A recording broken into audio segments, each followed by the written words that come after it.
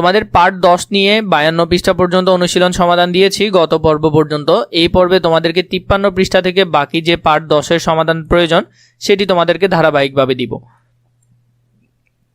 4 নাম্বারটি থেকে খেয়াল করো, দাগ টেনে মিল করি এবং বাক্যগুলো পুনরায় লিখি। কুমিল্লায় প্রাচীন সভ্যতায় অনুসন্ধানের কাজ শুরু হয়, এটি হবে 1950 সালে। ময়নামতি অঞ্চলে রাজত্ব করে অন্তত 30 জন রাজা। বর্গাকৃতির শালবন বিহারের প্রতি বর্গফুট ছিল 550। শালবন বিহারে আছে 115টি ঘর। আনন্দ বিহারের অপর নাম কি? আনন্দ রাজার বাড়ি। আনন্দ বিহারের একটি প্রান্ত ছিল 650 ফুট। এগুলা মনে রাখবে এবং এই লাইনগুলো এখানে সুন্দর করে তোমরা সিরিয়ালি লিখবে। তাও আমি তোমাদেরকে আলাদা করে দেখিয়ে দিচ্ছি। এখানের মধ্যে এইভাবে করে তোমরা চাইলে সুন্দর করে গুছিয়ে লিখে নিতে পারবে, যাতে দেখতে সুন্দর লাগে। 5 নম্বরে যেটি বলেছে, ঘটনাটি এখনকার, আগের পরে তা লিখি।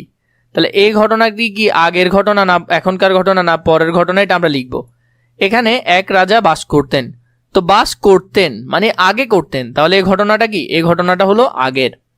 2 নম্বরে, বাইরে বৃষ্টি পড়ছে এখনো পড়তেছে, তাহলে এটা হলো এখনকার ঘটনা। এটা কিসের ঘটনা? এখনকার ঘটনা। আমরা যদি এগুলো এখানে লিখি এখনকার, আমরা এগুলোর উত্তর যদি দেখি তাহলে বাইরে বৃষ্টি পড়ছে এটি এখনকার ঘটনা। এরপরে ঘ নম্বরে, শ্রমিকরা সেই দিন মাটি কাটছিল, এটা হলো সেই দিন মানে আগের ঘটনা। এটা কিসের ঘটনা? সেই দিন আগে। মাটি খনন করলে আরো প্রাচীন নিদর্শন পাওয়া যাবে, তাহলে পরে পাওয়া যাবে, পরে যখন খুঁড়বে তখন পাওয়া যাবে, তাহলে এটি হলো পরের ঘটনা। বহু আগে পাথরের হাতিয়ার ব্যবহৃত হতো, তাহলে বহু আগে ব্যবহার হতো, বহু আগে, এটা আগের ঘটনা। এবারের ছুটিতে তিনি বইটি লিখে শেষ করবেন, তাহলে এটা পরের ঘটনা। এবারের ছুটিতে, ছুটি এখনো পায় নাই, পাবে।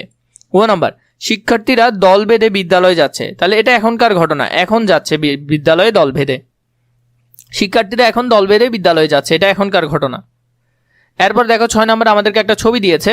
ছবির মধ্যে আমরা দেখছি একটা শিশু, তার বাবার কোলে মা, মেয়ে, গরুরা ধান নিয়ে যাচ্ছে, একটা গাছ, কৃষক, এখানে কৃষকরা বিভিন্ন রকম কাজ করছে, ঘর বাড়ি, গ্রামীণ দৃশ্য আমরা এখানে দেখতে পাচ্ছি। এটা নিয়ে আমরা এখন এই ছবির বিবরণীটা লিখব। ছবি দেখে বিবরণীটি আমরা লিখি। ছবিতে একটি গ্রামের দৃশ্য দেখা যায়। গ্রামের মানুষজন একসঙ্গে কাজ করছে। একটি গরুর গাড়িতে ধান বোঝাই করা হয়েছে। শিশুরা খেলছে ও কথা বলছে। চারদিকের গাছপালা, নদী ও ঘরবাড়ি দেখা যায়। ছবিটি গ্রামের শান্ত ও সুন্দর জীবনের পরিচয় দেয়। তো তোমরা এইভাবে করে সুন্দর করে এখানে লিখে নিবে। আমি চাইলে আরো বড় করে দিতে পারতাম, বড় করে দিলে তোমরা সেখানে লিখে আটাতে পারবে না, এটা তোমাদের জন্য একেবারে বেস্ট।